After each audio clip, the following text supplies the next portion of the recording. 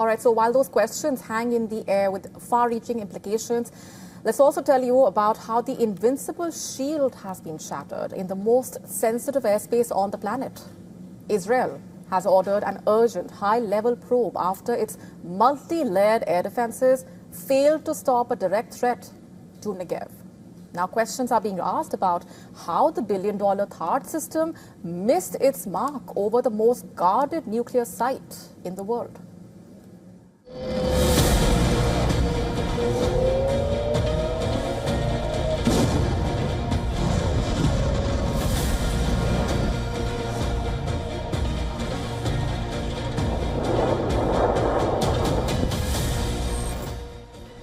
The alert comes in seconds.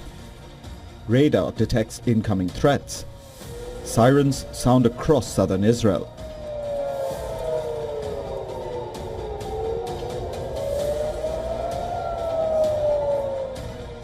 Defense systems lock on. Everything is supposed to work with precision, but this time, something goes wrong.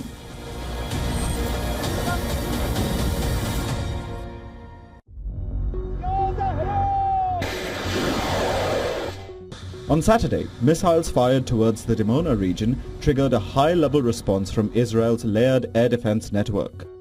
The target area includes Dimona, one of the most sensitive installations in the country. Multiple systems were activated. The Iron Dome for short-range threats, Arrow systems for ballistic interceptions, and the US deployed THAAD system designed to intercept high-altitude ballistic missiles. Yet, these interceptions failed. According to initial Israeli findings, the THAAD system was expected to intercept the incoming missile. It missed. The Israeli government says that 116 people were injured in Arad and another 64 in Dimona after ballistic missiles hit the towns on Saturday evening. Israeli authorities have now ordered an urgent probe. Investigators are examining whether the failure was due to technical issues or human error during the engagement. The incident is significant. THAAD is widely considered one of the most advanced missile defense systems in the world. Built to intercept ballistic missiles in their terminal phase, it operates at high altitudes and uses hit-to-kill technology, destroying targets through direct impact. It is designed for precision. It is designed for reliability. The THAAD is meant to act as a final shield against high-speed threats. The Shimon Peres Negev Nuclear Research Center near Dimona is long accepted as holding Israel's undeclared arsenal of nuclear weapons. According to a 2025 report from the Stockholm International Peace Research Institute, Israel has a stockpile of around 90 nuclear warheads, though Israel hasn't officially accepted the presence of nukes. The missile strike on Dimona raises difficult questions. Iran's evolving missile strategy is already testing defenses through speed, maneuverability, and varied attack profiles. Even a single failure in interception can have serious consequences when critical infrastructure is at risk. Israel's defense network remains among the most sophisticated in the world. But as this war continues, the pressure on those systems is intensifying. Because in modern missile warfare, perfection is not optional, it is essential. Bureau Report, WION, World is One. If you have been following the developments today, you would have seen Diego Garcia dominating the headlines. Iran has denied targeting the US-UK base located on the Indian Ocean island of Diego Garcia, with a senior official telling Al Jazeera that Tehran was not behind the reported missile strike. The denial came after a report by the Wall Street Journal, citing multiple US officials, claimed that Iran fired two intermediate range. Beg your pardon. Iran fired, it claimed, two intermediate-range ballistic missiles at Diego Garcia, but did not hit the US-UK military base in the Indian Ocean. The report added that one of the missiles failed in flight while a US warship fired an interceptor at the other, although it could not be determined if the interception succeeded. It did not specify when the missiles were fired. Basically, it said that one missile failed during flight, while the other was likely intercepted. Here's the context first and why these developments are particularly significant. This is where Diego Garcia is located. It lies about 4,000 kilometers from Iran, and the reported strike attempt, which has now been denied by Iran, would have raised questions about the actual range of Iran's missile capabilities. In fact, worth noting here that last month, Iran's foreign minister said that the country had capped its missile range at 2,000 kilometers. In fact, a lot happened following the WSG report. Reactions started pouring in. The UK condemned Iran, calling the attack reckless and a threat to British interests and allies. The Israeli Prime Minister, meanwhile, while reacting to reports of the strike, warned that Tehran has the capacity to reach deep into Europe. And then, earlier in the day, came another significant statement.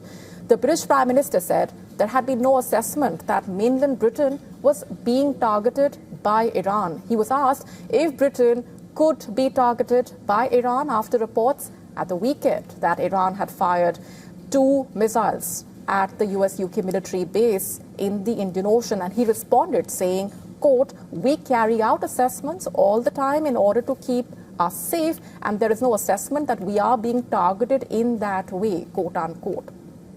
In fact, let's just go back a few days. On the 20th of March, Iran's new leader, in a statement read out on state TV, denied that Iran or its allies its allied forces were responsible for attacks against Turkey and Oman. His comments coming after the Turkish Ministry of National Defense said the NATO air defense intercepted a ballistic missile launched from Iran. Also, Oman claiming 2 people were killed after drones came down in the Sohar province. The leader claimed those are false flag incidents used by Iran's enemy to show discord among neighbors and warned that it may occur in other countries as well. Earlier, remember, Reuters reported, citing an interview with Iran's ambassador to Saudi Arabia, that Tehran was not responsible for the March 2nd attacks on Saudi Arabia's oil infrastructure, including the Ras Tanura refinery on the east coast and dozens of attempted drone attacks on the oil field in the desert near the UAE border. However, he did not say who had carried out the attacks. Also, according to analysis by academic researchers examined by Reuters, an American-operated Patriot air defense battery likely fired the interceptor missile involved in the explosion at the Bahrain Petroleum Company, Bapco oil refinery. Both Bahrain and America had blamed Iran for the attack. But the fact is, the way things stand right now, the developments have been worrying given the larger implications. The war in West Asia, it is now in the 24th day. Donald Trump making headlines all over again, this time with his threats and sanctions, but also with what seemed to be retreats and bad grammar. He announced a surprising retreat, taking to his social media account on Truth Social. In fact, Trump has called for a pause on. Let's tell you more about this, of course, coming in before the 48-hour deadline was about to expire. Trump announced a 5-day halt on any attacks targeting Iranian power plants and energy facilities. He claimed this decision followed very good and productive conversations. And taking it further, he said the recent talks were aimed at complete and total resolution of hostilities in West Asia. But in reality, this move is something a lot bigger. The questions are, is this a strategic retreat? Is this a step back? Also, is it a sign that his war gambit has not gone as planned? Now, Trump has further upped his rhetoric.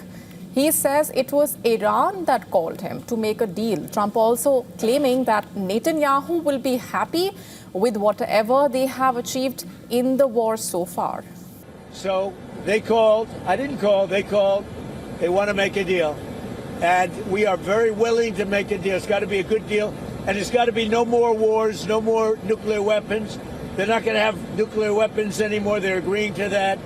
Any of that stuff, there's no deal. We're looking for all of the things that we've been talking about. We want to see no nuclear bomb, no nuclear weapon, not even close to it. In fact, remember just days ago, Trump had issued a 48-hour ultimatum to Iran demanding that it reopen the Strait of Hormuz to global shipping. He had threatened direct strikes on Iran's energy infrastructure if it failed to comply. That deadline was about to expire, but now, with hours to go, the strikes, as of now, have been put on hold. So what exactly changed? The turning point appears to be events on the ground. Iranian missiles managed to breach Israel's much-wanted air defense systems over the weekend, striking areas near Dimona, believed to be home to one of Israel's most sensitive nuclear facilities. Now, for Trump, this seemed to be a wake-up call. The risks had suddenly escalated. Nuclear-adjacent targets were no longer one-sided. Dimona was the point when the war calculus seemed to have changed, because any escalation from here could have led to consequences far beyond conventional warfare.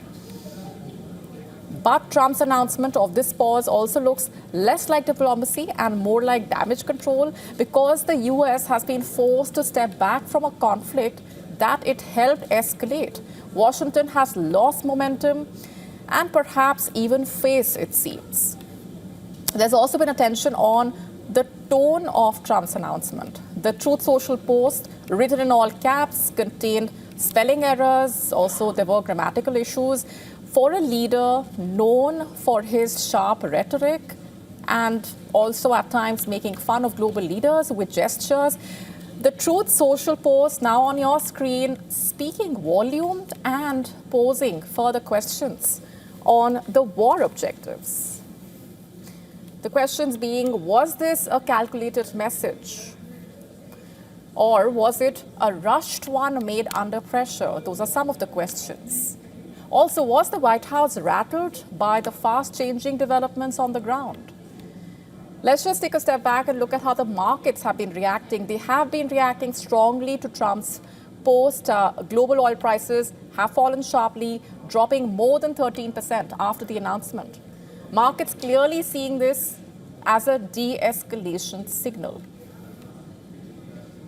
In fact, Tehran has been issuing strong warnings, saying any attack on its territory could trigger naval mines in the Persian Gulf and strikes on critical infrastructure across the region. The conflict remains far from over on the ground. Tehran has released dramatic video showing its massive underground missile stockpiles. The video displaying missiles, mobile launchers, rocket systems, and even making claims of targeting advanced US aircraft. Iran has also reiterated that its missile program, including systems like Sajal, remains central to its defense strategy. It also released 76th wave of missile launches.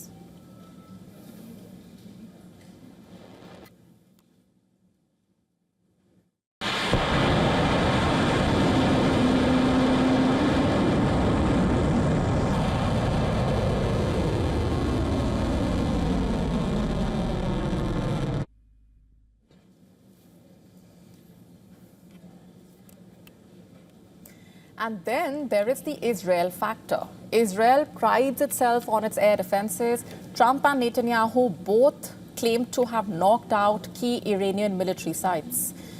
But strikes near Dimona have shaken that and raising questions also on its security apparatus. That's the question that has been triggered. Laced with Trump's what seems to be a retreat on further strikes, this could not have come at a worse time for Netanyahu.